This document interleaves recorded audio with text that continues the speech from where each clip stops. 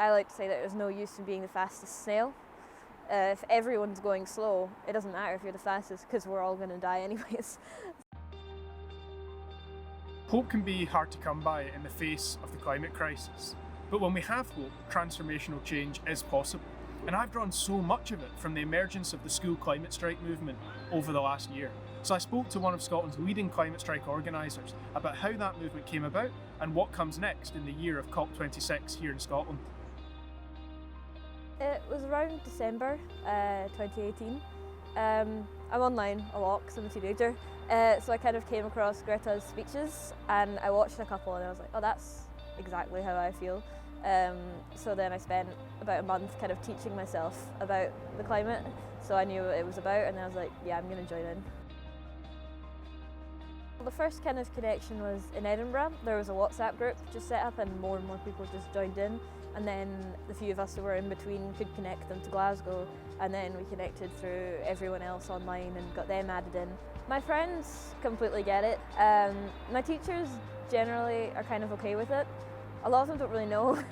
I went to COP25 in Madrid, and I think it was one of the most depressing things I've ever done with the climate movement, because I'd gone in with some hope that at least the attitude would have changed, but it almost felt worse. You know, Indigenous people staged a protest and they got kicked out the building. Lots of people had their badges taken off, and it was actually quite scary to be at.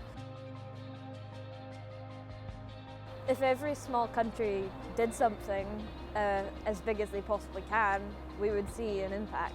There's tons of places with 5 million or slightly more or less, and if they all did something, it would add up to tons and tons of millions.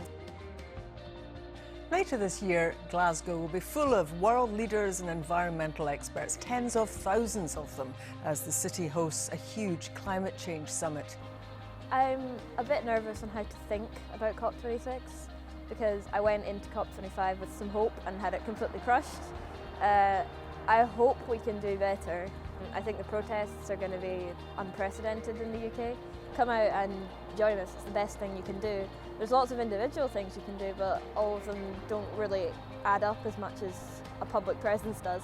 It's going to be massive, and we need everyone to continue to send that message until they finally listen that things need to change.